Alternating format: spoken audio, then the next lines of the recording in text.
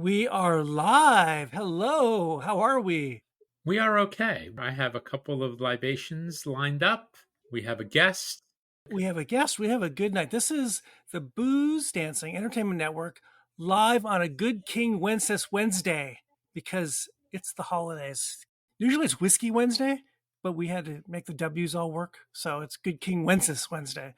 The mission tonight is two things. Number one, have a couple nice drinks. Number two, talk about, with our guest, his holiday centric special. Correct. And maybe make me a little less grinchy. Oh, geez. We'll be here all night. Holy crap. Well, that's true. There's not enough alcohol for that. Jesus. Well, there is, but I might die before I'm less grinchy. So, let's see. Anyhow, we are live on where? YouTube, Facebook, Twitter, LinkedIn, boozdancing.com. Where else are we? Anywhere else? Not boozdancing.com, but those four, yes. Oh, okay. Got it. Facebook, LinkedIn, YouTube, and Twitter. Got it. Okay. So you, and all you guys out there who are just maybe tuning in, you can put some comments in the chat wherever you are, and we'll be happy to chat back at you. Tell your friends, wake the kids, wake the dog, bring them all out. This is a holiday special event for us, right? Yeah. But let's not get ahead of ourselves. Shall we run our one quick intro and then we'll run another intro? Yeah. Come, we'll do that. Let's go. All right. Get the show going. You got it. Welcome to What We Watch When We Drink, a Booze Dancing Entertainment Network podcast featuring lively discussions about movies, TV shows, and anything else that we're watching while we drink our favorite boozy beverages. If you enjoy this show, please subscribe on Apple, Spotify, Stitcher, Google, Audible, and anywhere else you get your podcasts. You can also find us on boozdancing.com, and if you have any questions, comments, show or drink suggestions, email us at boozdancing@gmail.com. We'd love to hear from you.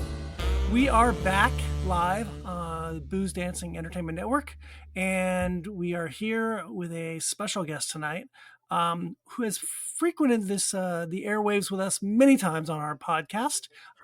This is going to be, I guess we'd call this a What We Listen To When We Drink podcast, and we'll get to that for that reason in a second.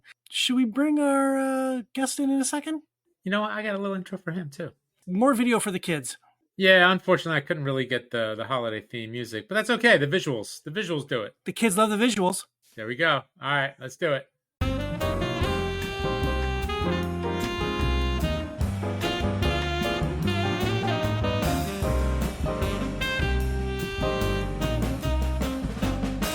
Happy holidays. We are joined by our friend, frequent guest, author, cocktail maven, journalist. What else? I'll see if we can make it like my photo. Ooh. Yeah, your photo is actually diabolical. It says, "I'm going to get you drunk." This is our guest. His name is right below his picture right there. Merry Christmas. I mean, it's André Darlington. André, welcome back to the show. Welcome. Thanks for having me on. Always. André is. How many times have you been on? Oh God, this is like 10 times, 12 times. I don't know. I don't know. I know it's getting to be like Saturday Night Live. We have to do like a little induction ceremony. This is like 5 or 10. Oh, that's funny. Oh, André, let's see. You've written a bunch of cocktail books, right? Written a couple cocktail books. Yeah. And this one. And now we have a new one, which we're going to talk about tonight. It is holiday time, right? And we are on the thick of this holiday December time frame. What do you do for the holidays besides tour around with books? What's your holiday has begun? This one's an interesting one because usually I'm almost done with my book tour around now. I sort of, am of the belief that you sort of get the ball rolling, and if you've done your job and advertised and gone on book tour, you kind of sit back in mid-December and just, watch Santa fill the stocking with your book, right? This year I'm on tour still. So I'm on tour. I'm doing the Southeast still. So I got out of the North in the snow. So still on book tour this year. I moved to North Carolina a couple of years ago. And so we haven't spent a Christmas here yet. Ooh. So we're actually spending Christmas in our home in North Carolina. We have a tree up. We have lights up. We have lights in the yard. So I've become Clark Griswold in my old age. We actually have a tree which is not an evergreen, covered in lights and Christmas balls in the front yard. Who knew? It's like a ligustrum, so it's a very green and leafy vegetal bush. It's a shrubbery, It's a really. I shrubbery. have a lit. Shrubbery. Nice. Quite Shrubbery. nice. Quite nice. So the holidays. So you've never had this been in the South for the holidays. This is going to be a whole new thing for you. It's kind of fun because when we lived in Philadelphia, and when we were driving down to our new home in North Carolina, you sort of get past Richmond and into heading towards Raleigh, and the whole state smells like Christmas trees all year round. So it really is North Carolina's moment, I feel, this time of year. We don't have snow yet, but it's a very Christmassy state just because of all the evergreens and spruces. I thought it was like the furniture capital of the world, so you smell like couches. It is. Yeah, I agree. I think every fifth person's just wandering around with sap on them from the woods. Well, where do you think all the used trees go? They go That's to right. your new On the dinette furniture. set. That's right. Exactly. Your new Broy Hill Exactly. dinette set. That's right. That's right. Exactly. number two. My Christmas tree is getting turned into something at Bed Bath and Beyond There you later. go. That's right. Formerly Bed Bath and Beyond. Before we go too far, we should do a little clink clink and Cocktail reveal number one. no, let's wait. We'll just wait. We'll come back. We'll wait. Yeah, Okay. because we'll go slowly in this, and maybe André can give us a little toast. I love toast. Oh, toast. André, a toast? Well, Merry Christmas to everyone. Happy holidays, whatever holiday you celebrate. And may you listen to wonderful music with your friends, whether on turntable, preferably, or not. Get together with your friends and listen to some music this holiday season, or sit by yourself and nurse some whiskey on a rock of ice. It doesn't matter. It's all about having those kind of warm feels, which I think this is all about. Cheers, all. Cheers, sir. So cheers. And happy holidays. Cheers. Cheers. To listening parties, one and all. Well, so that is a perfect lead-in to Andre's new book, A Booze and Vinyl Christmas. So this is a little departure from your first two Booze and Vinyl books. Those were strictly about vinyl records, pairing them with cocktails, and this is a very, very, very niche thing. This is all about holiday Christmas music, right? Yeah, this one had a really interesting sort of gestation. This is the running press. I think this is my seventh book with them, seventh book with the same editor. Kind of unheard of. We just have a great relationship. She's who I did Bar Menu with and Booze Cruise, going all the way back to A New Cocktail Hour. And we had talked about doing another Booze and Vinyl. What would that look like? And I sort of shied away from doing a volume 3 right away. And then this idea kind of got kicked around. We were kicking around a few ideas. And somebody said, how about a Booze and Vinyl holiday album? And I kind of jumped on it. One, because it is niche-y, and I like that idea. It's a little bit shorter. The other books are 70, so they're huge with 140 recipes. I think this is 45 recipes in here. So we wanted to do a little more than half of what we'd done before. Although it still turned out as thick. I love the Christmas music, of course, and I was ready to dive into that. But this gave me the opportunity to do kind of holiday or winter drinks. Winter drinks are a really specific category. I have a few in all of the books in a way. Winter drinks to me are cream, hot. You have your wintertime spices, rosemary, cinnamon, that kind of stuff. And I was really excited to get the opportunity to do a specifically holiday cocktail book. And what better way to do a holiday cocktail book than as a Booze and Vinyl book? So that's kind of how it got started. The other thing was when they wanted to do it, it's been a number of years now. I think I started Booze and Vinyl 1 in 2016, 2017, came out in 2018. So we're talking 6 years here, pretty much. And some of the band had moved on, and I was insistent that it be the same people that did volume 1 and 2. And we got them all back together. It is the same people, the same, all in Philadelphia. We got everybody together, the stylist, the graphic designer, the photographer, and once again rented a hotel room in Philadelphia for a week. And so it's really got that same vibe. You'll notice, some people will notice from the other volumes, some of the props are even the same. That same record player, that blue record player from volume 1 is in there, and that kind of stuff. And I really feel like that visual, consistency and stylistic consistency was so important. So I think they knocked it out of the park on this one. These books are designed so beautifully. They are fun to look at. Even if you don't look at the words, they are just really pretty to look at. They're really pretty.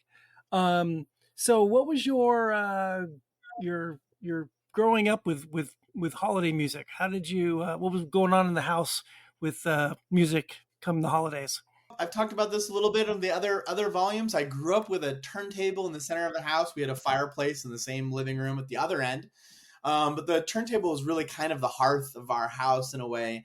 And it was really a tradition to, sort of in these December days when the sun set and, it was probably after dinner, throw on a Christmas album and, sit around. And actually we did have our chestnut roaster. We roasted chestnuts. It was really like classic kind of stuff. And we would listen to Christmas music. And what's fun is everybody kind of has their own different Christmas albums that ring true to them. And what was fun doing this book was discovering some albums that are really important to many other people, but I didn't grow up with. But it's fun. And I think, going on this tour, I've learned a lot about people's traditions, which was, sometimes like, well, I made mom and dad a cocktail and they sat on the couch and listened to music.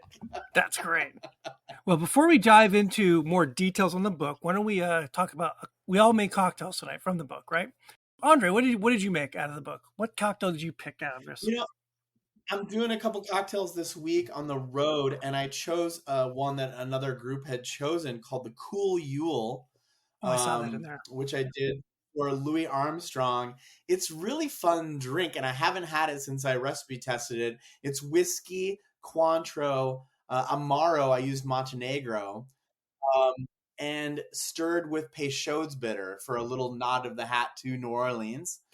And it's just delightful. Montenegro, if you kind of pair it with something citrusy, will read chocolate. So it's sort of a chocolate and orange with bourbon. So you can't go wrong. It's really delightful. Great with all those holiday cookies. That sounds good. So that one looks like it's kind of a beautiful, it's pretty too. Orange.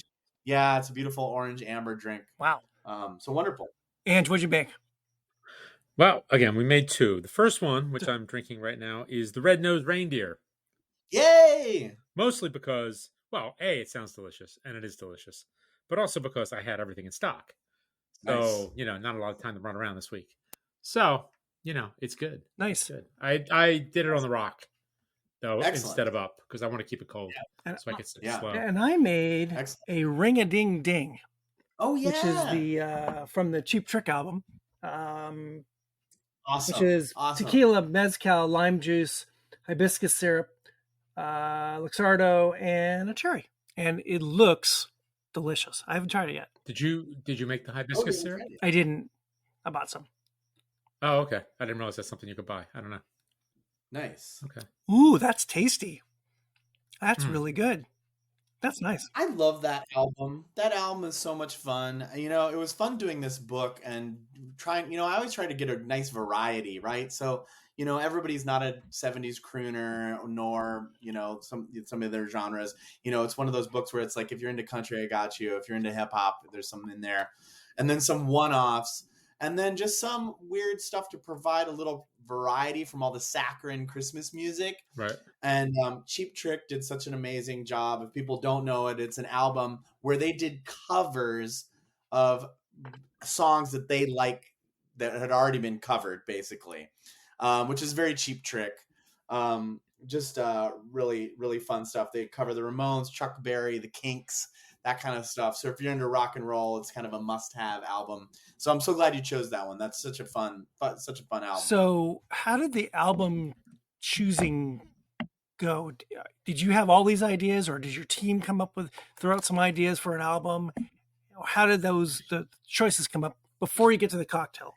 Yeah, I do all the albums. I kind of do a deep dive combing through who's important, who the critics think are good. I start categorizing things in different genres. Again, I want to make sure that, I cover some of those early crooners, but also get all the way up. I think in this book, we go up to Nora Jones, 2020, I think. I wrote the book basically last year, so we can only get so close. But luckily, Nora had put out kind of like a modern classic, so we could get there. There's Sia, there's a number of artists that are quite recent in this one, Right. which was really fun. It's sort of a difficult process of elimination. There's stuff that I love. There's always something that everybody, is like, oh, I can't believe you missed this or whatever. But I really tried to get a nice variety, and I really do try to make sure that if you get these albums, you have kind of the cradle of Christmas music in an important way, Yeah. kind of more like an encyclopedic way. And I do love the fact that, some of these are in genres that I don't necessarily love myself or identify with, but I can recognize the quality, and I think everybody can. And I love it when I do these Booze and Vinyl books of people, coming to me and saying, I never heard of that. A lot of people in Booze and Vinyl 1 had not heard of Manu Chao, hadn't listened to Manu Chao, even though he, kind of had this great big international hit that you hear in any place with a hammock around the world, really. If there's a beach and a hammock, you're going to hear Manu Chao. And a rum drink. And a rum drink. For instance, that's one of the ones from that book that people say, oh, I didn't know Manu Chao, or, a number of others in there, depending on what you're into. And I love the fact that it's like, I had known about this Cheap Trick because I knew some of the songs that they had covered, but I had never listened to the whole album, and it's so good. So, but there's a number of albums in here that are like that, that are, just kind of like genre defining or breaking, or, just a big deal for whatever reason that they're doing. And I'll say quickly, I do a deep dive into the music. And what fascinated me on this one was doing a deep dive, researching how did sort of, I don't want to say it's secular Christmas music, but Christmas music began in churches, and all of a sudden it leaves the churches and enters the airwaves. And I wanted to know why and when. And it really was Bing Crosby, who in the 40s, he had already been a crooner and singing kind of these home, kind of these nostalgic songs during the Depression. He really kind of broke during the Depression. And then he, did White Christmas. And it was all a timing thing where right after he made White Christmas, Pearl Harbor happened. And so all of a sudden you have a country that's, thinking about loss, that's thinking about people leaving and not coming home. And if you notice, so many Christmas songs are about like people coming, people leaving, pining over people that are gone, pining over people that we had with us last year that are no longer here, things like that. And then all comes from Bing. And what's interesting, especially to me, with my interest in vinyl, is that Bing put out White Christmas as a quote unquote album on 45s, but it predated LPs and then was recompiled in the late 40s. So LPs kind of came out in 1947 through 49, kind of this post-war boom, of technology. So Bing's White Christmas really drove LP technology. People bought record players to hear his album. That's how big White Christmas was as a commercial hit. And it also showed the record labels that Christmas music was a viable genre. And there you go. You start getting, everybody's a fast follower. Perry Como came out quickly afterwards. Gene Autry comes out, all the way up to Dean and Martin, Sinatra. And today, we have these young artists, and basically, if you're anybody in music at a certain point, people are going to push you towards making a Christmas album.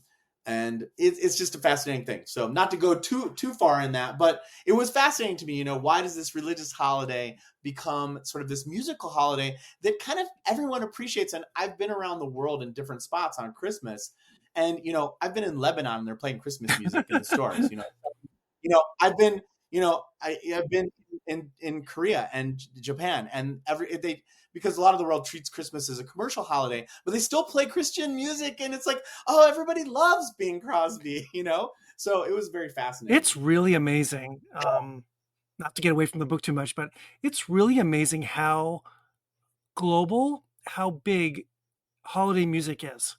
Yes. On Sirius satellite, they've got there might be 3 channels, and it's just nonstop Christmas music for a month plus, right? It starts. I think it Yeah. actually starts before It starts Thanksgiving, before Thanksgiving, right?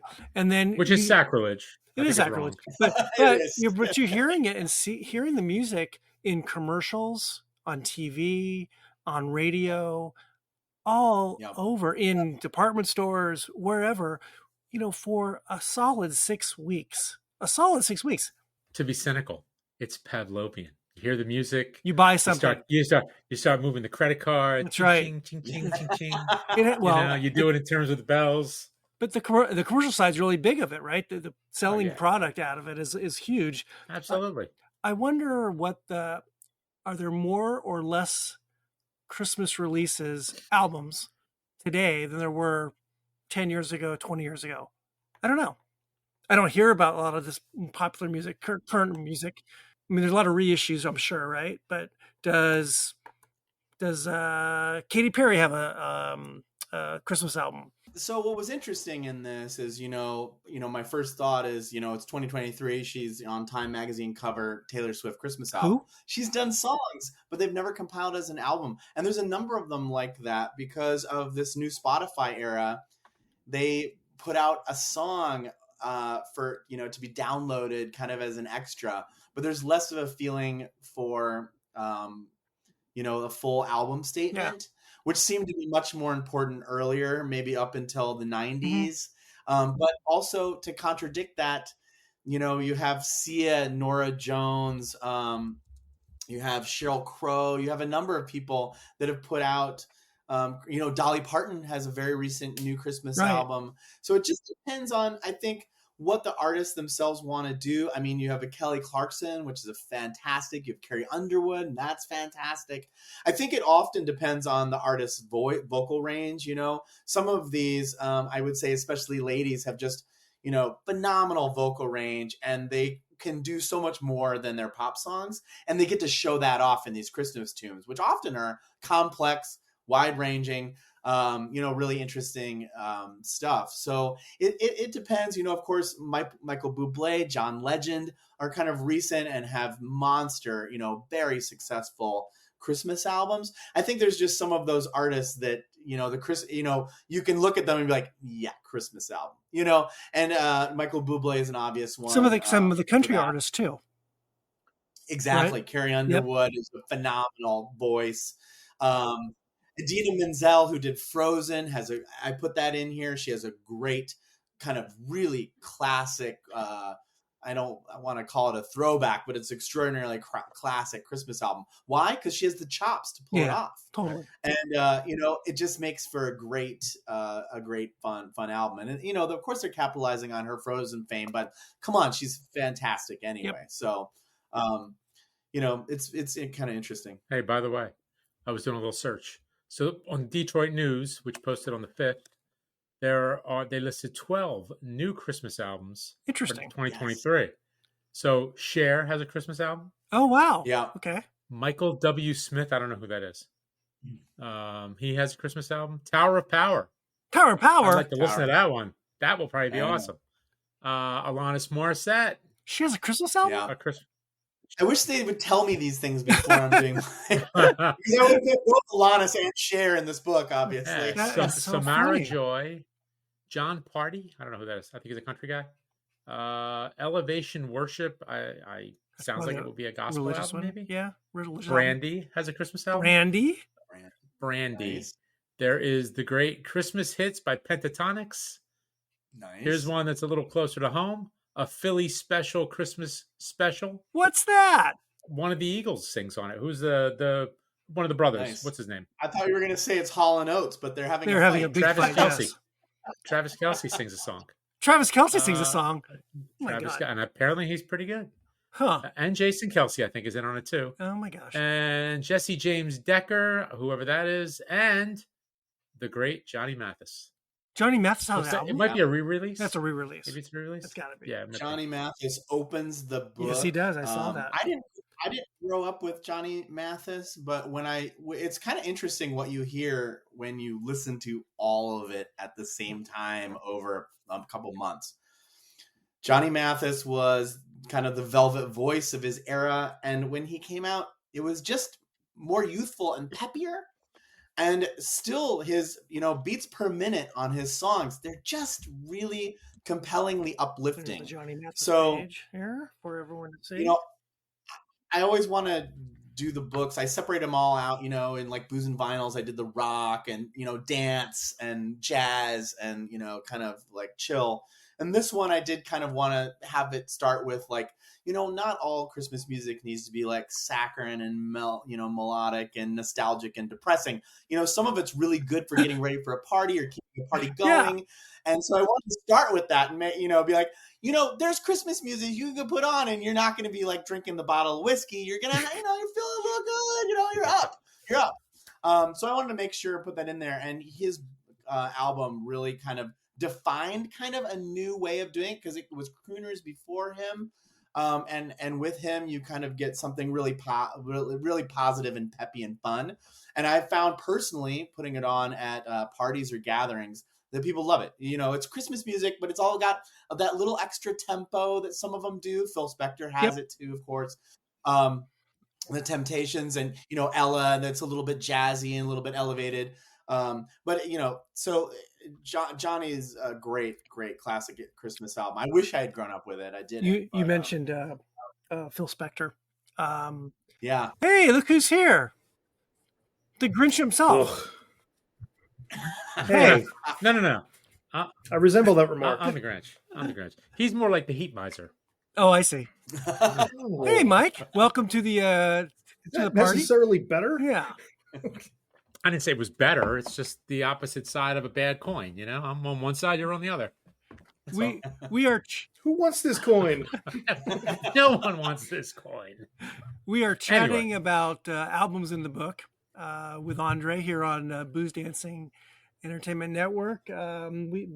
Andre's new book is called A Booze Vinyl Christmas. It's all cocktails paired with wonderful Christmas albums. And we were just about to talk about, the Beach Boys album, which is one of my favorite Christmas albums by far. It is, and you have an interesting liner note here that it's Brian Wilson is trying to be in that same world as Phil Spector, which, all that background backing vocals and that the Beach Boys did was so much based on what the Wall of Sound. That's a great freaking album. It's nice to see it in here. The Phil Spector album's phenomenal. What was crazy to me doing this book was just how many people went back to the Phil Spector well. And I feel like the smartest, savviest musicians went back to the Phil Spector well. Like Brian Wilson? Of course, when Phil was doing his music, Brian Wilson, of course, was the first kind of other genius to realize that kind of wall of sound was perfect for the harmonies that he was doing with the Beach Boys. The Beach Boys album is fascinating real quick because it's one of those albums that almost wags the dog of the rest of the band. It's so good that I think it worried them. Critics came and said, the Beach Boys are great, but their Christmas album is something new and next level. And I think it's one of the first, I think it might be one of the very, very few Christmas albums that actually took an artist of their stature and moved the ball forward in a Christmas album. Because most people thought of Christmas albums as, kind of off to the side, maybe a little kitschy. And Brian Wilson took it extraordinarily seriously and really funny. Christmas Coupe. I mean, he would just take the same song and redo it if it worked. He copied Phil. If that worked, he did, it was just a beautiful, and it really worked with Brian's sort of, I don't know, religious genius. There's just something going on there. But to go back to the Phil album, which came out a year prior, Phil was using all of the singers that he was making big hits with. And going back to that, one of the big artists that went straight back to the Phil Spector well, realizing what a genius he was of course Mariah Carey and her producers. And Mariah is really kind of, I grew up with Mariah on the airwaves. I have friends that do a countdown to when they're going to hear Merry Christmas. They're like, I heard it earlier this year. It's that big. Mariah Carey rules the airwaves of Christmas. But her album is such genius because they realize that she's ultimately sort of a soul singer, right? So she's pop, but she has the chops to do soul. So somewhere along the line, somebody looked at that Phil Spector and Darlene Love album, and they cribbed a lot from it. And it's hard to argue that the ghost of Phil Spector is all over that Mariah Carey hit, that hit album. And it's just genius to go back to it. A number of Kelly Clarkson goes back a few times too. I think when these artists hook up with really great producers, the producers are like, well, let's go look at what Phil did and way back when, and kind of do something similar. But hats off to some of those albums that we think of as being really poppy or maybe even trite, and we've just heard too many times. And when you really dig in there, you've got the strings, the backup singers, the soul beat. It's doing all these interesting things, which is why it's this hit. You have this interesting arc of Christmas music that, like you said, with going to the crooners, it's very serious. It's very serious. Yeah. And you get into the 70s, and it's certain people are very serious, but it kind of gets into the novelty world easily. And but we've seen that kind of go away, and now things are still serious more often than not. Right. These records are really well produced, and they go back to an era where production is really, really important. And when we're trying to make good music, it happens to be Christmas music, right? The 70s and 80s are really interesting because in theory, the Christmas music should have kind of gone off an edge kind of in the late 60s, right? When it just all seemed, it was World War II where we had talked about that it kind of started, that kind of culture kind of petered out. But then what's weird is that you get these incredible 70s artists. I mean, I'll just mention one of the greatest Christmas albums of all time. Actually, they did two, were the Carpenters. And you get these explosive kind of gorgeous Christmas albums going up into the 80s. You get these like one-offs, where I don't even know if they're one-offs, but you get maybe a narrowing of the field, where probably in the 50s and 60s, just so many Christmas albums were being made because it was commercially viable. But then you get into the 70s and you get like the Carpenters, or you get Barbra Streisand, or you get, some of these just mega singers. So it's pretty interesting. And it almost diverges a little bit where it kind of goes off kitsch one way, and like Carpenters or Barbra Streisand in the other way. And I find that that's one of the reasons why I really love like that Cheap Trick album, because they're kind of like, we can do both. We can be great rock and roll. It is kitsch. We admit that it's kitsch. We're here for it, and that's kind of fun. And then now, I think we're in a moment where we're just much more willing to have these kind of saccharine albums, or songs. I think my theory is that probably in the late 60s, early 70s, television was a big factor here, because you had Lawrence Welk, you had a lot of variety shows, then you got the specials that came out at Christmas time. And so those people like Cher or Sonny and Cher, whoever, Partridge Family, you name it, who got a Christmas special, they had to be kind of serious. It wasn't always just Danny Bonaducci making fun of himself. They had to be kind of serious for television.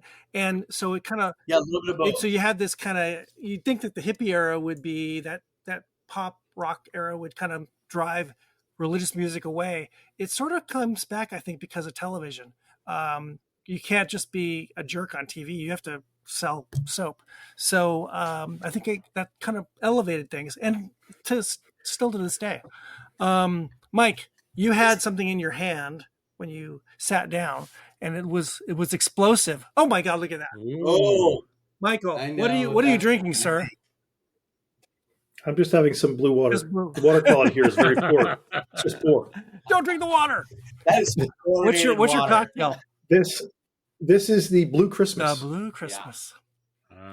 Rum, curacao, blue curacao, white cranberry juice, fresh lime, and I put a whole lime on there. Is that from the Elvis album? Nice. Well, yes. Of course. Nice. Yep. How is it? Page 17. Oh, it's good. I will have a Blue Christmas without you. So I made two, and this one gets a seal of approval in the house. Excellent. I was going to say the other one has bourbon in it. So don't reveal yet. Don't reveal yet. So, well, that's a good transition here. So we've been talking music for a while here. Let's talk cocktails. So, Yeah. what's that process of you've got all this music playing in your house or wherever you are with your team?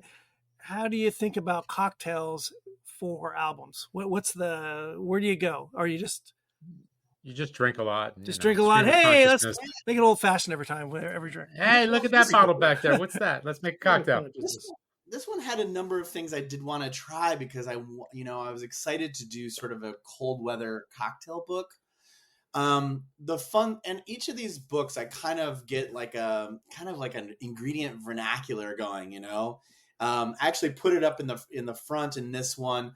You need the cocoa, you need the apple, you need the cinnamon sticks, you need the pumpkin spice, I have a sort of a Christmas pantry that I put together.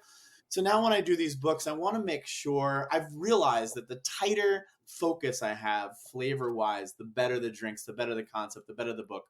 The less likely it is that my first review is like, love this book, but I couldn't find any of the ingredients, so I want to make sure that it's really accessible, but still interesting.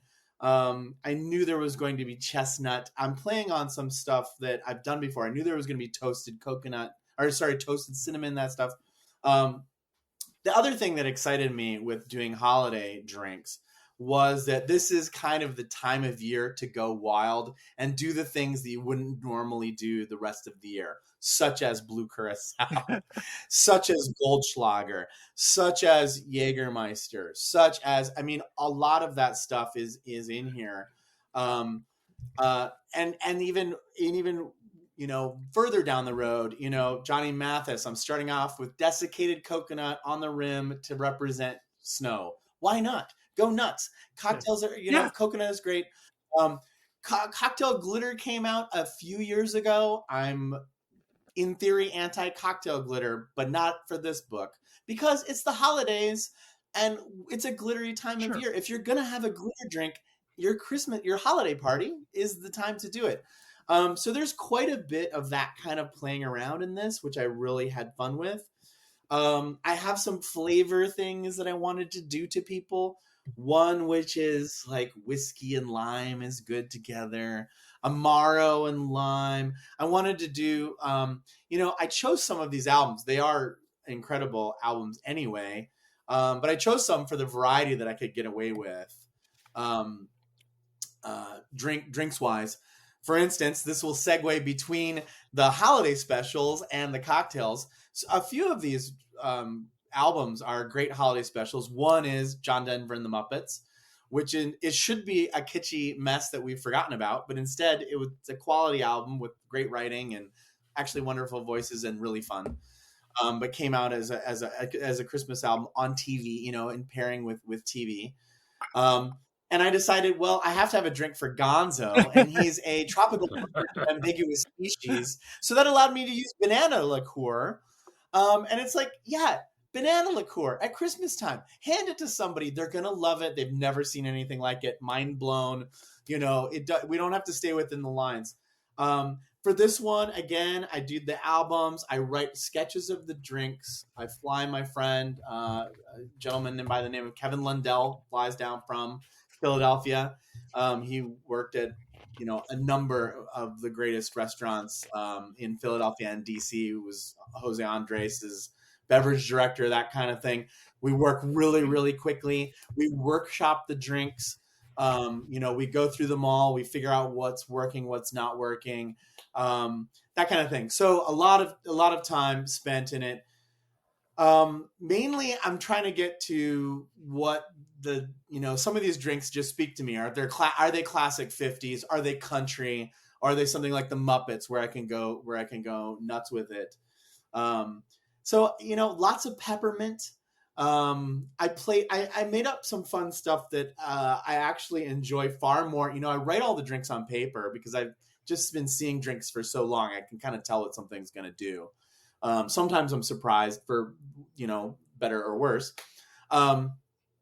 Things like the Stinger, which I grew up with. The Stinger was sort of disappearing when I came along drinking. A Stinger is brandy and creme de menthe. It was hugely popular in the 60s and 70s into the 80s. I grew up with it with, people sort of drinking it at lunchtime to cover the fact that they were drinking. And I always thought this is kind of a gross drink. It's brown liquor cognac with brandy, with creme de menthe. I was like, that's kind of gross. What if I reimagine it as a gin sour? And so here I'm using creme de menthe, which I don't love, just as an additive, just as a little, bit of bartender ketchup, right, in there to make a gin sour really sing. Turns out if you add creme de menthe and gin and, a little bit of, I think I do Cointreau to just sweeten up a little bit, and an egg white, you end up with this like boozy peppermint milkshake. And I'm like, this is better than a stinger. So there's just some fun stuff that I got away with doing. Mike, are you taking notes? A lot of Amaro in this one. Sorry, what'd you say? I asked Mike if he was taking notes. Okay. So yeah, that gin, the stinger that I do is for kissing Claus. It's for Jackson 5. I thought, if mommy's gonna kiss Santa Claus, everyone might as well have good breath, right? So, so those are the mint drinks. So some fun stuff like that. I just really had a good time. Sometimes the albums really are kind of like pulling teeth with it, but with this one, because I actually had the narrow focus that we're doing holiday drinks, it made it a little bit easier. I like the connection you make with some albums with parties, right? Holiday time, right? So you have some punches. Many punches in here that are like meant for more than one person. They're a big party bowl, because that's what this time of year is. It's getting together for holiday parties, and you kind of focus that way. Like, you have a fair amount of those. Yeah, I did up the punches for this one, because I thought, this is the time of year that, if even if you're just gathering, often you end up with like 4 people in the house. You know what I mean? People are dropping by, they're doing stuff. It's a very social time of year. I always make sure that people know too that any of the, I have a section of like how to make your own stuff, how to make up your own stuff. What are the kind of the backbones of a punch? What makes a good punch? And also, how to batch cocktails, where, people are big into batching. The huge, refrigerator cocktail thing going on, which I'm less excited about than just batching a cocktail fresh. But, for the people watching, a quick batch, if you have people coming over, is any of the cocktails, you replace the ounces with cups, right? And you're talking 6 to 8 servings then immediately. So if the ingredient is an ounce of whiskey, make it a cup of whiskey. Yep. If it's an ounce and a half of vermouth, it's a cup and a half of vermouth, and you end up with a punch bowl. And it almost is flawless and works every time. And it's perfect because you can do it on the fly when you've already had a few drinks. You're not pulling out the calculator. By the way, I'm a simpleton. I was putting out the calculator. Yeah, don't pull out the calculator unless you really want to make 2 or 4. No. Like you said, like I like Thanksgiving. I made a big mason jar full of Vuccares, and I'm over there like 1, 2, 3, 4, 5, 6, 7. Duh. Thank you. Yeah. Thank you, Andre. You can just from ounces to cups, and it just raises it to 6 to 8. Believe me, it doesn't matter. By the time you're making 6 to 8 servings, it doesn't matter. It doesn't matter. Nope. And you can do that. You can double it again if you want that much more. If your party grows, your ounce in your head while you're already drunk, you say, 1 ounce, 2 cups, measures, 1.5 ounce, 2.5 cups. Right. Yeah. So no calculator necessary. So a bottle right, and a half. Exactly.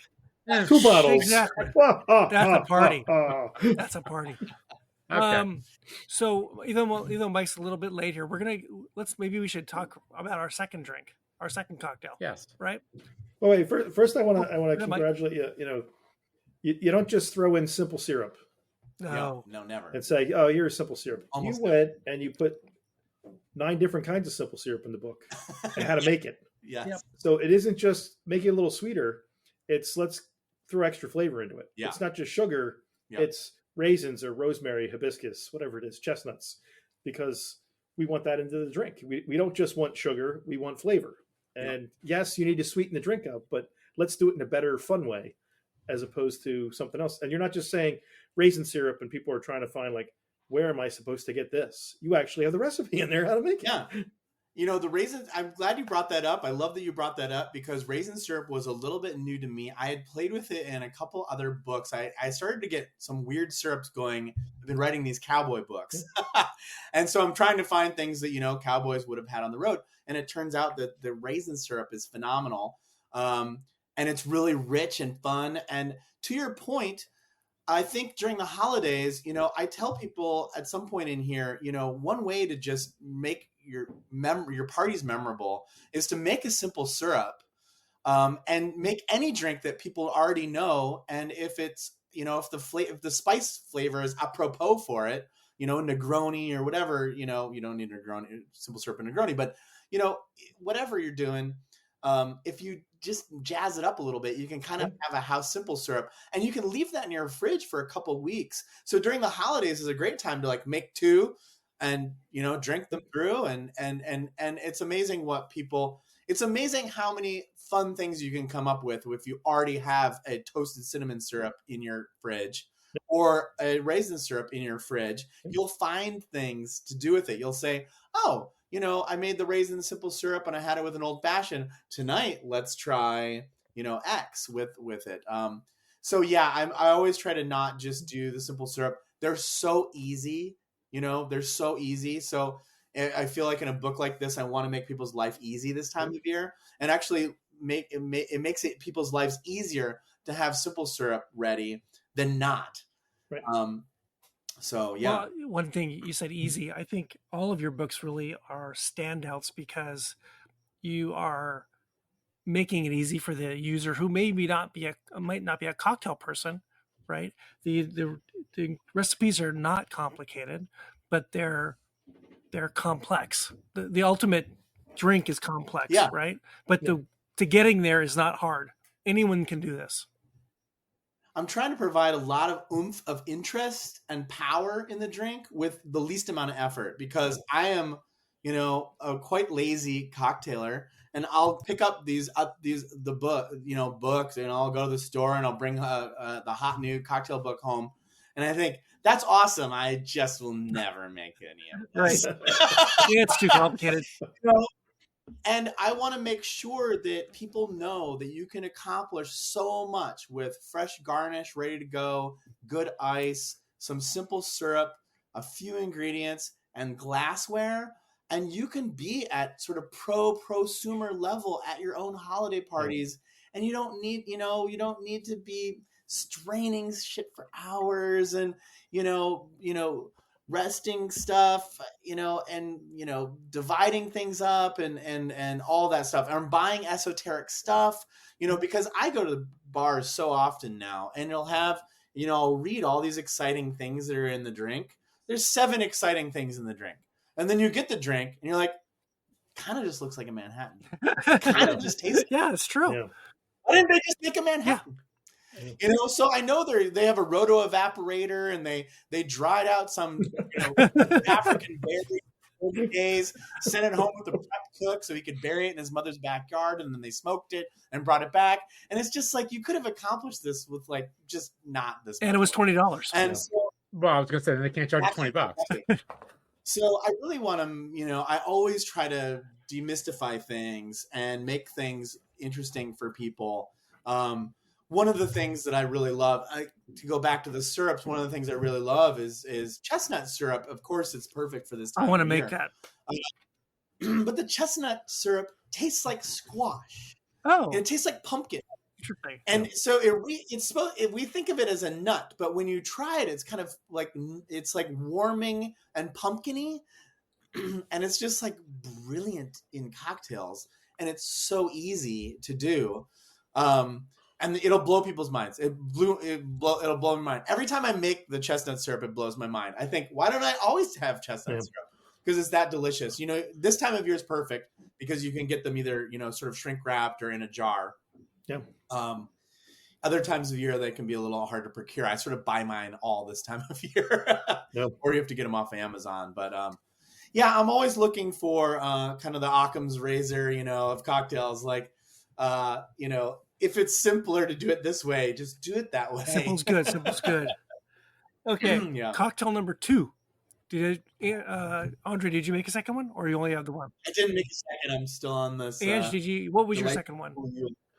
My second one is probably from the greatest Christmas album of all time. Hello? Charlie Brown Christmas. Oh, that's a good one. And I went with Linus and Lucy. The Linus and Lucy. Not only the greatest Christmas album of all time, but probably the greatest Christmas special of all time. Wow. Yes, talking about Christmas specials for sure. Because it is the most rewatchable as far as I'm concerned. So, but that's just my humble opinion. Who am I?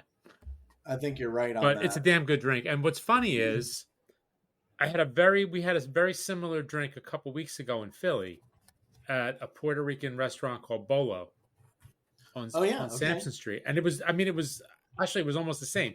I think the only difference was you added bitters and the lemon peel. Okay. And I was like, and I'm kind of obsessed with this combination, this cognac, amaretto, and like coffee thing. It's so good. It's just so easy, and it's so damn delicious. It's so damn delicious. Oh my God. I like the lemon in it. I don't know if you do. I like the lemon. Yeah, I do. Try to go these. The lemon gives it a little, a little lift. Kick, just a little bit of brightness to it, maybe brightens it up a little bit. Yeah. But it makes it more of a cocktail rather than just kind of a combo. Yeah, because like I had the drink at this place, and we were on a PR event, and I had I emailed the PR person. I'm like, what was in that drink? I need the recipe because it's so damn easy. Yeah, and I'm just like, it's just so good. It's just really so good. Well, going back to that, I want to tell people that, you can have like 12 bottles on your shelf for the holiday season and maybe a syrup in the fridge, and you're going to get to drinks that blow your mind. Yeah. This is an example of coffee and what is that? Coffee amaretto. Coffee amaretto and cognac. I mean, and I imagine you could substitute something else for the cognac. You could throw some bourbon in there. The cognac is a really nice, like smooth roundness to it. Yeah. That makes it work with the amaretto. Right. And I had never done amaretto with brandy before. But again, this is the time of year. This is why I wanted to do this book. Amaretto. It doesn't work with amaretto. But Christmas is the time. And it's good because there's just enough sugar in the amaretto, but not too much. Yep. That it just kind of, because I thought there was like syrup. No syrup at all. I guess there's more than enough sweetness in the amaretto to just make it a really smooth, easy drinking drink. And I think if you're not really a coffee person, which those two gentlemen are not, they might be able to tolerate this. Interesting. Because it's like just enough. Where amaretto might be too sweet or cognac might be too strong. It's just a really smooth, delicious drink. So anyway, that's my choice. Mike, the coffee just acts as a bitter. Mike, did you make a second one? I did. I made from the Dolly Parton album. Oh, nice. The What Mary Knew. Oh, I love it. What is that?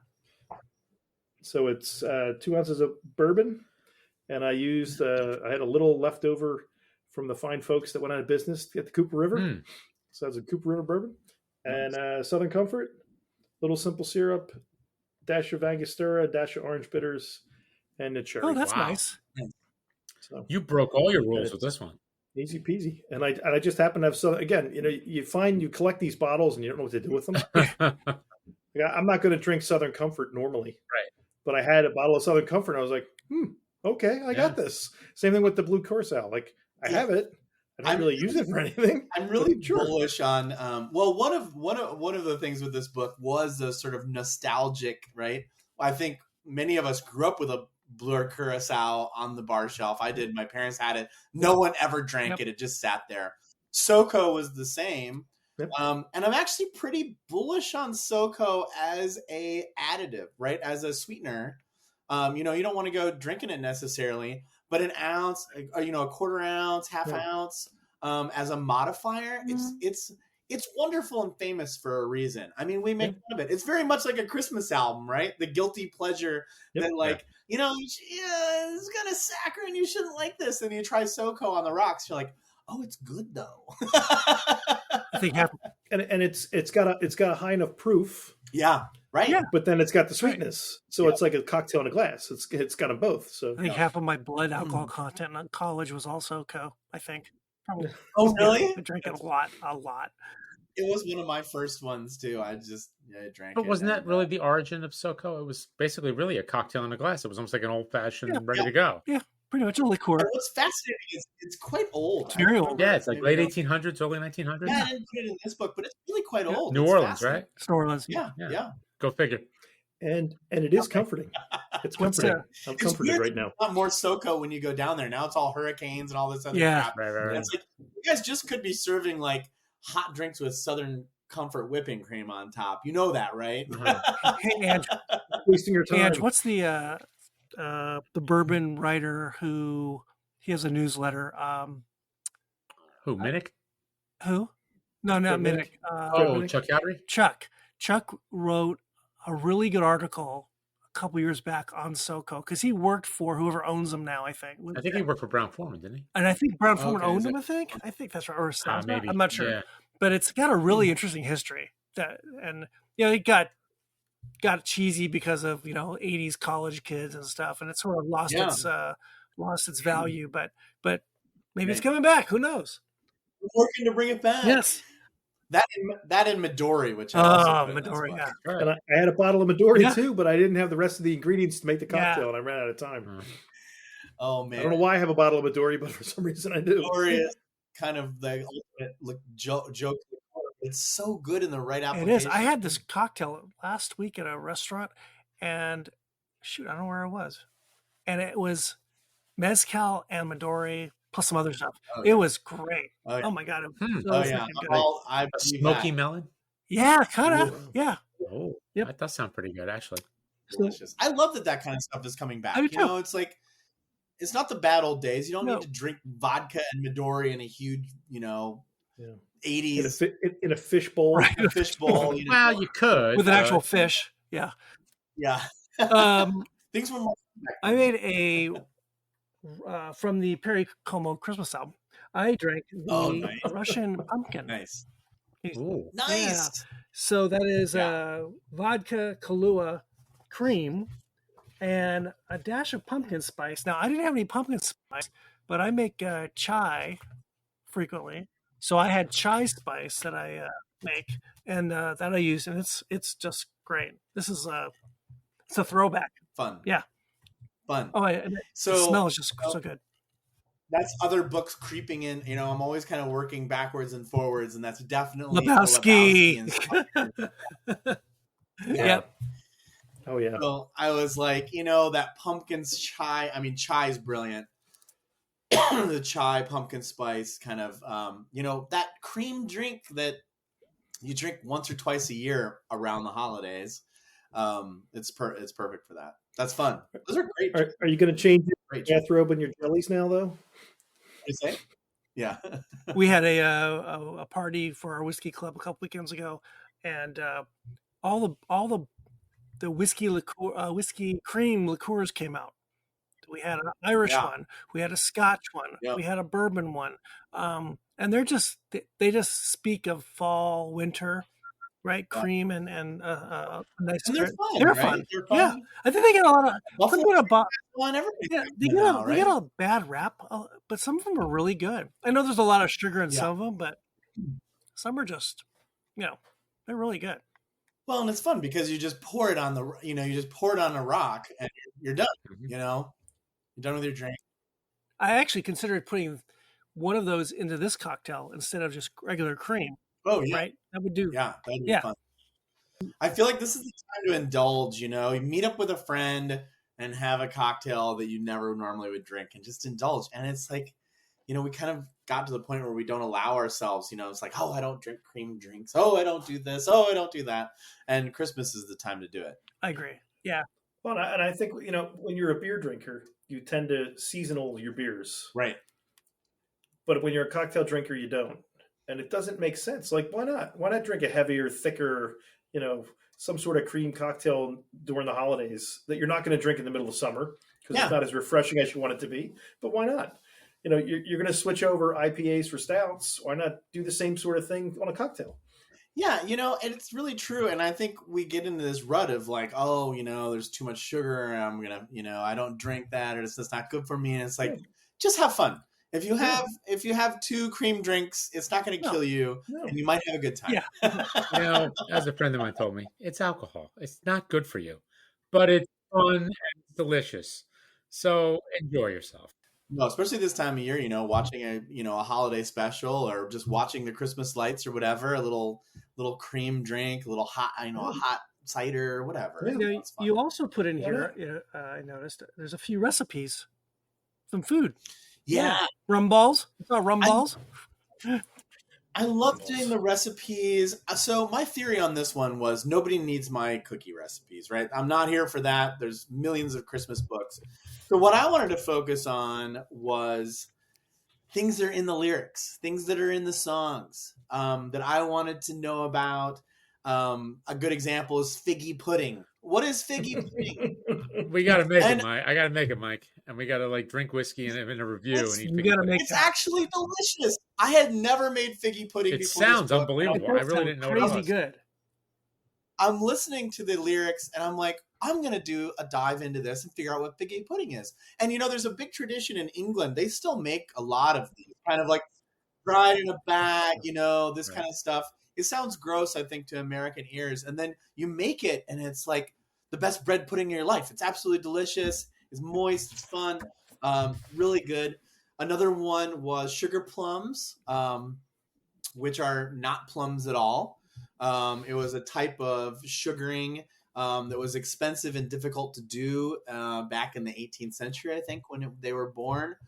So there's sort of these like great holiday balls, they're just fun stuff. So there's things like that in there that are basically from lyrics. I did apple strudel. And again, my sort of like Occam's razor theory of like, you're already making your cocktails and you might be a little tipsy. So no one's going to like braid their own dough and stuff. So I swear to you and to all of your viewers, this is the easiest apple strudel. Anyone can make it in like 10 minutes. And let me tell you how apple strudel will change the lives of your guests. When they're already drinking, standing in the living room, and you're like, I just made an apple strudel. And they're like, wow, no way. You went down to the store and got that. Yeah, and 15 minutes later it comes out and you're, wolfing it down. And it's awesome. Funny. And, hopefully there's snow outside and sparkles and everything you wanted to have come true at the holidays. And LeBeau is optional. Yeah, LeBeau and Schultz is saying, strudel. My little cockroach. Wow, you're good at that. I like that. But yeah, so that's the kind of food that's in here. Just like fun stuff from. Hey, by the way, for the record, I was going to take it easy and not finish the drinks, but sorry, done. Yeah, are they gone? All right. Gone. Yeah, they went down a little too easy. You made the problem. Yes. Well, what's your point? I mean, that you don't have another drink. You should have made it. Oh, you're right. You're right. I know you're right. Well, this is just the perfect kind of book for this time of year, right? I mean, it just, there's so much in here that speaks of the time. And you got music and you've got cocktails that are fun, easy.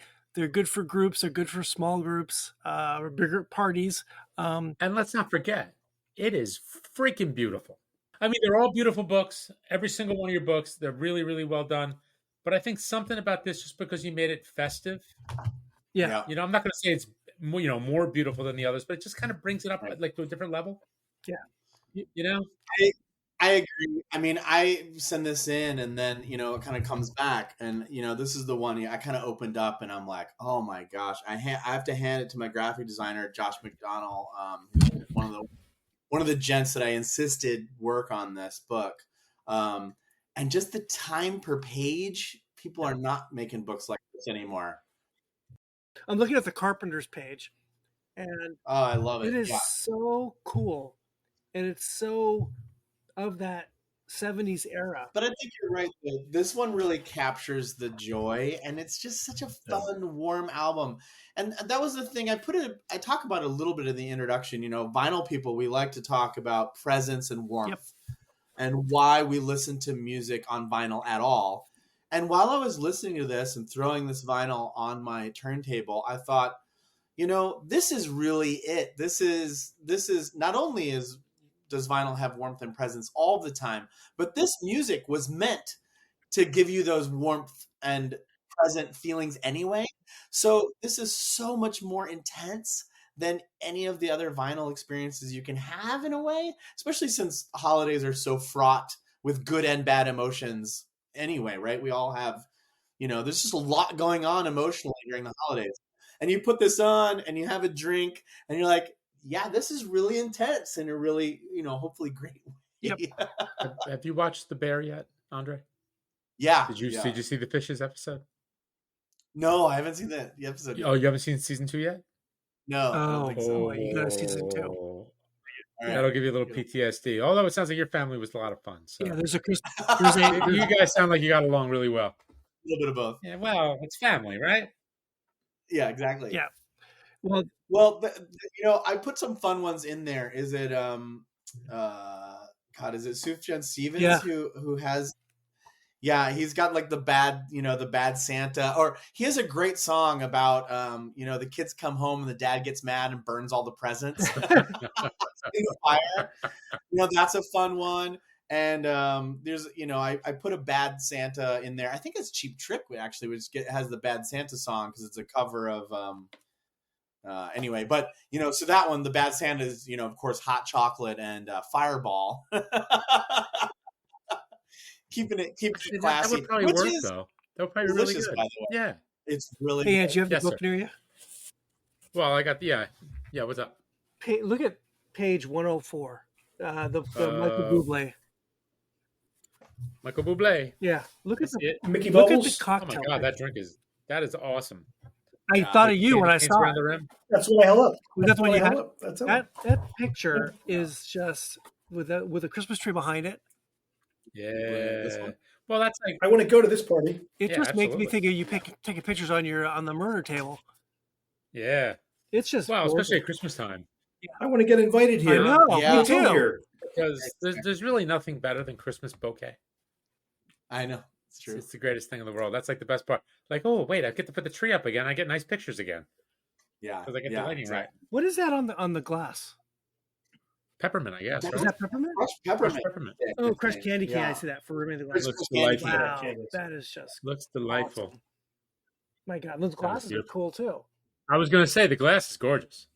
That's a fun one, which is, again, I'm using the creme de menthe, which is iffy for me. Can so often just overpower the drink. Right. And it's like with a white creme de cacao. So it's super interesting. The cacao also is sweet. So it's always interesting. This was a very interesting book to write just in terms of sugar and balance, because I am not a sweet cocktail drinker. I think most people that have been drinking cocktails for a number of years are like, no way. Yeah. No creme de menthe, no pepper, in any significant quantity. So I was shocked about how balanced some of these were turning out. Also like that you rolled in the vanilla vodka for the frosting. I mean, I just went there in this one. It just works.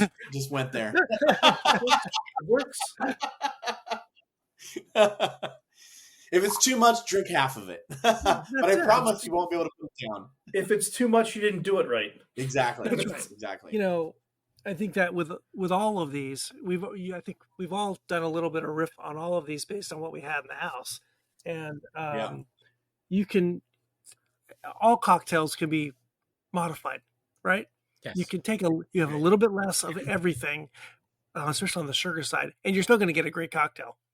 Well, this is always interesting when I do, going back to cocktail development a little bit, and having owned a restaurant and worked on restaurant menus. This is a fascinating thing, which is, do you aim at the person who comes in and they don't know that much about cocktails? They're, they go to cocktail bars, but they need to have that instant gratification where that first sip needs to be incredible, and it can be sweet, and that's not a problem. Or do you aim at the veterans who let a cocktail kind of open up and think to themselves at their sixth drink, oh, now I get it. The first, I wasn't sure at first, but now I get it. Right. And that is a big thing in the cocktail industry, actually, because, a bar owner will tell you that, if their first sip isn't great, that's their memory and it's not great and they don't want it.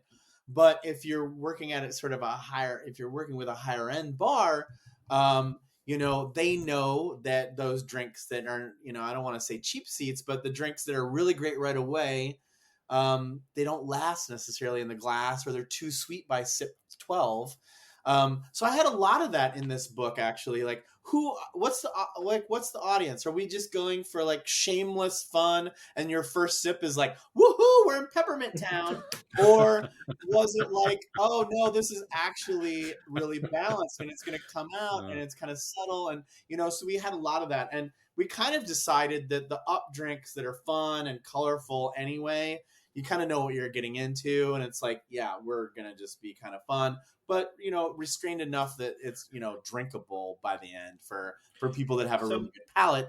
And then kind of the down drinks are much more like, this thing is going to evolve. This is going to be interesting. This Amaro is going to come out. This is, so it's really funny. There's, a lot of these cocktails, actually in all my books, could go one way or the other. And so often it's the difference of a quarter of an ounce of the sugar, right? Yep. A person who's not that versed in cocktails walks into a bar, they need that half ounce, 3/4 ounce of the liqueur or to get interested, to get excited, and to think it's just fun. And a veteran would be like, any more than a quarter and I'm out, So it's always a balance in that. Again, being holiday drinks, I did side a little bit with the enjoyable on this one. Not the time of year to diet. So just out of curiosity, how far into your 48-hour test kitchen were you? Woohoo! For pretty much every drink you were making. I just wondering. Cocktail number 6. Well, that is always an issue. We kind of get, we actually start recipe testing 7:30 or 8 in the morning. We spit everything, but we do have to take breaks. There's a lot of like coffee or saltines or something. You got to like cleanse that palate. Yeah. We'll have our palate burned. So we take breaks. We kind of get up and actually do a little bit of work before quote unquote breakfast so that we can like have breakfast and come back. But yeah, this one was definitely a palate blower, I mean, you can taste more martinis in a day than you can taste. Let's go street cat. Feliz Navidad with a yeah, it's a lot. There's a lot of sugar, a lot of liqueur in this book. Yeah, and probably a lot of things that you know of, but you're not familiar with. Yeah. So the creme de menthe and the ratio and Midori and blue curacao and super fun to creme to anything. Super fun to play with. I assume you start with less because you can always add more. You can't take it away, exactly. Right? So you're just always going by quarter ounces or teaspoons or something, right? We're always building it up and then kind of being like, oh, this is good, but it's like austere, We like it and it's austere. And then you add another quarter ounce, you're like, party. Yeah, that's it. For a popular book, if you want people to buy it, they have to be enjoyable drinks, right? So how long was the process? Weeks, months of the cocktail part? How long did it take you to come with the cocktail part? 45. The longest part is kind of, I kind of narrow down the albums. I get things. I kind of sketch in what I think would work for a drink. And sometimes albums just don't speak to me or whatever, and they're kind of tough. This one wasn't too bad, but every book I have 1 or 2 or 3 that I get kind of like stuck on. Sometimes I ditch that album and go for something else that speaks better. The cocktail part itself, I kind of am working the whole time a little bit, but itself we do in about 4 days. We kind of 4 days the whole book. Yeah, we finished the whole book in 4 days. I mean, the timelines on these books is really ferocious.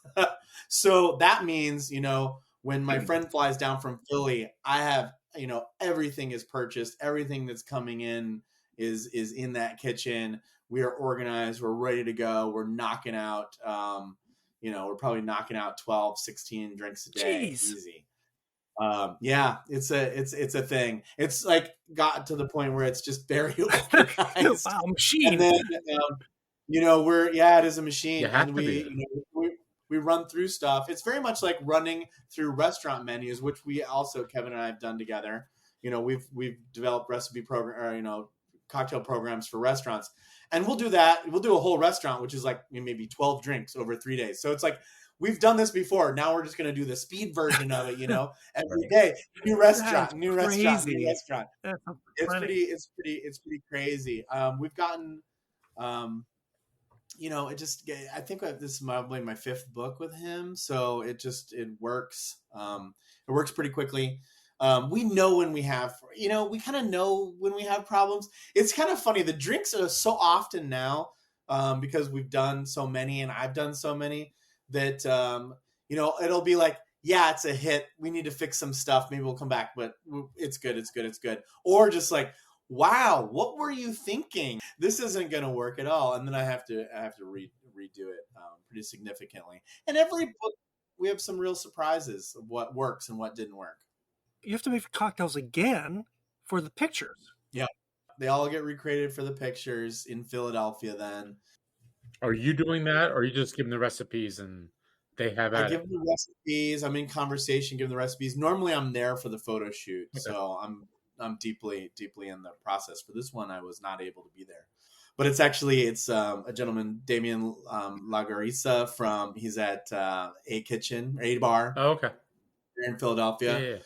Really unbelievably talented bartender. Yeah. So that's a nice point. Never any doubt that his interpretation of the drink will be spot on or helpful or right. Great. So he helps the stylist then. They make the drinks. We sort of go through, it's a fun process. You write the book, you do all the drinks, and then we go through the graphic designer and the photographer and the stylist to kind of point out which drinks, we can't shoot everything. So which drinks do we really think are going to pop based on color, variety, whether they're being shot horizontally or from above, are things frothy, are things pink? I'm always telling the photographer, this is cool for this reason. This is cool for this reason.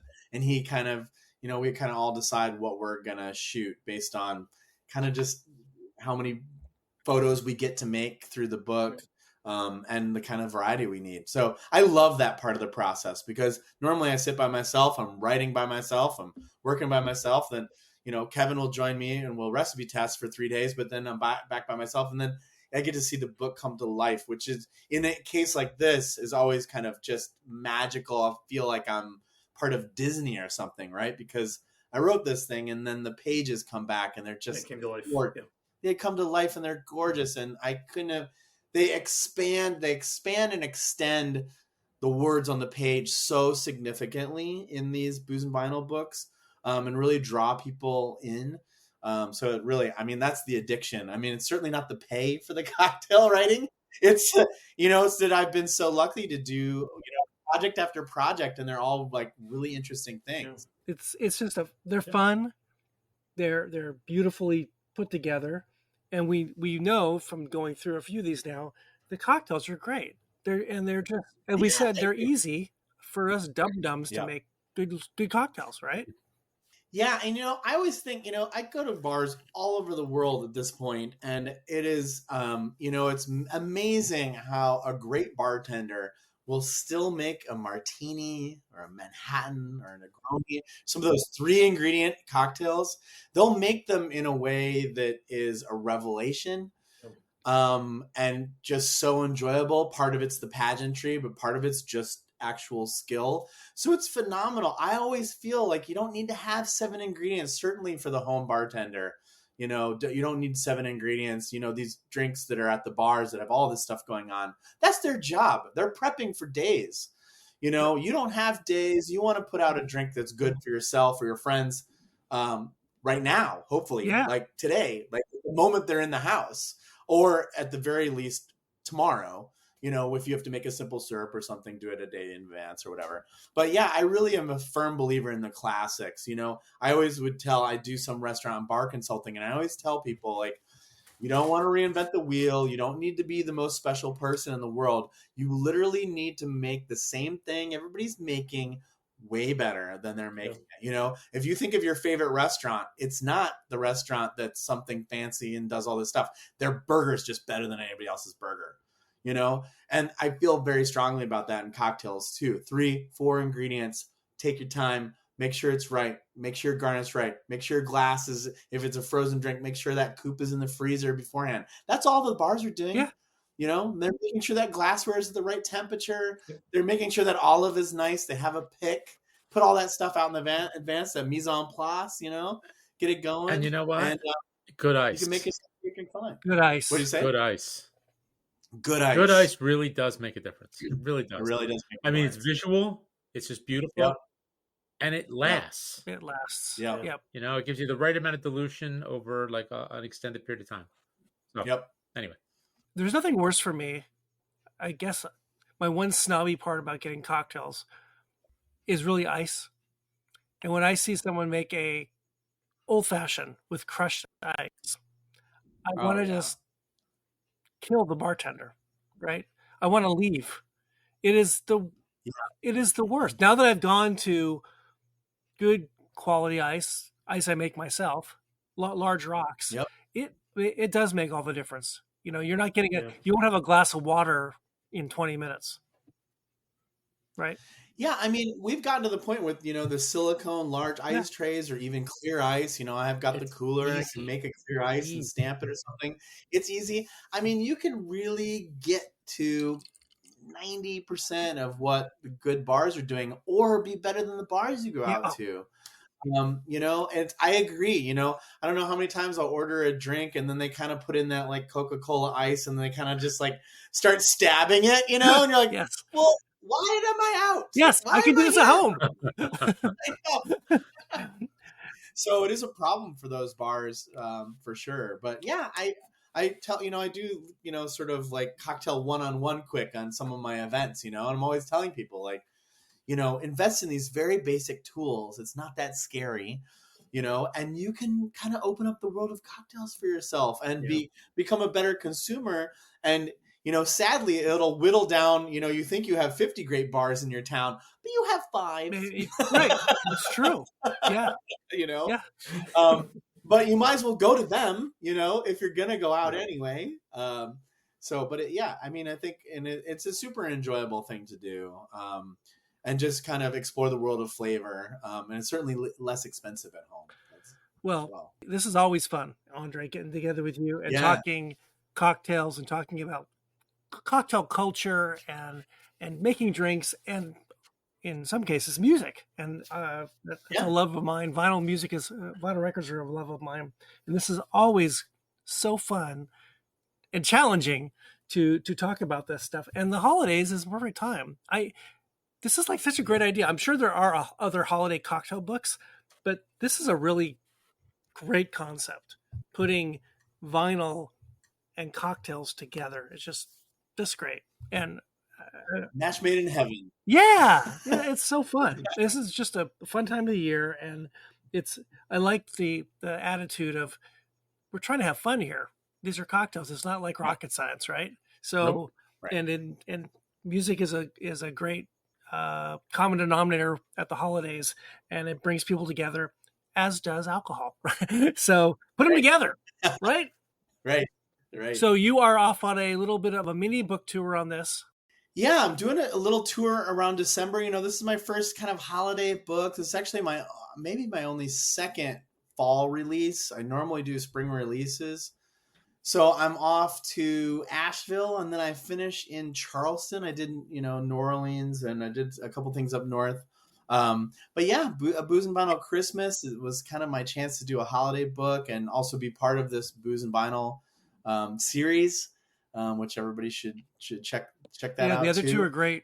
The other two are. Yeah, we'll see where this goes. You know, I'm always hopeful that we get to do another one. Yep. So what's coming up next beyond this one? Beyond this book. So can you tell us? Spring, I'm having a big fun spring, actually.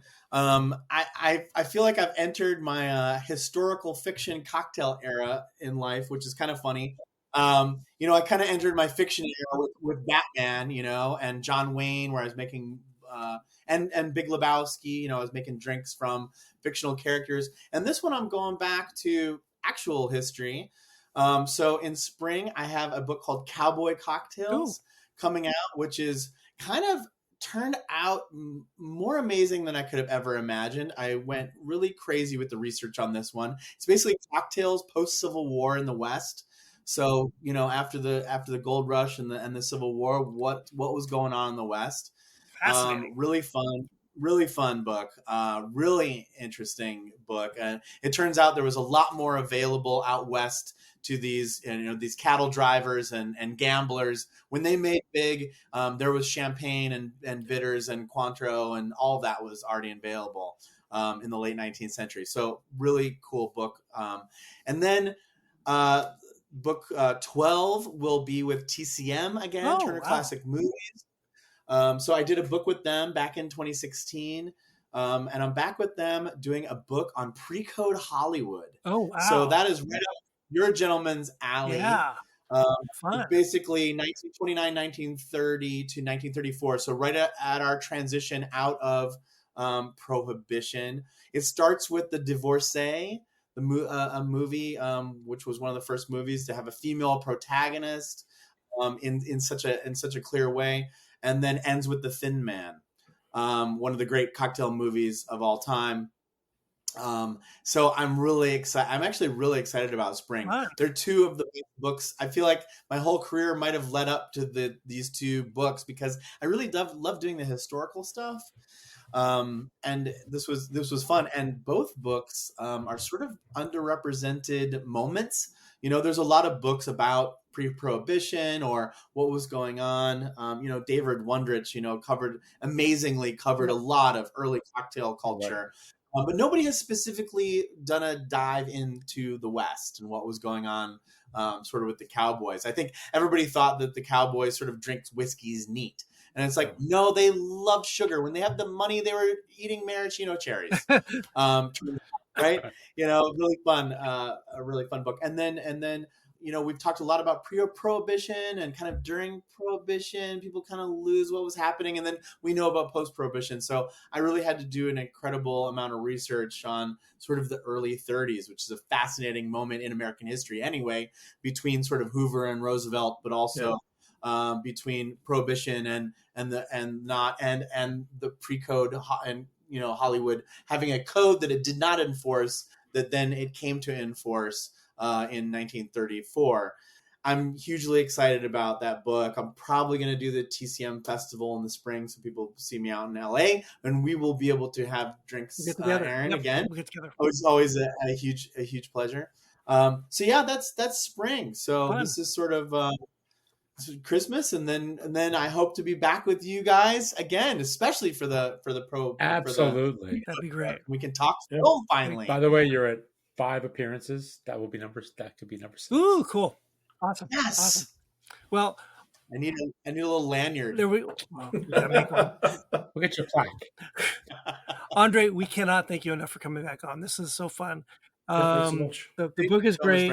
The cocktails, as we can say, are all really great, and it's just really fun. And and it's a great book to give as a gift. It's available on Amazon, lots of places, right? Yeah, this book really has gone nuts. It is available everywhere books are sold, from Barnes and Noble to Target, great gift Walmart, everywhere. Perfect. Take it to your holiday party and leave it, because it's just a great book to give to your host. Andre, thank you for coming on again. We're going to roll the credits and then just hang on. Don't go anywhere. Yeah, and I'll hopefully get this out as a podcast in the next couple of weeks. Try to get it out before Christmas for those last-minute gift shopping. That's right. Yes. The big push. We will push that out for you. Hope sell some more books. So, yes.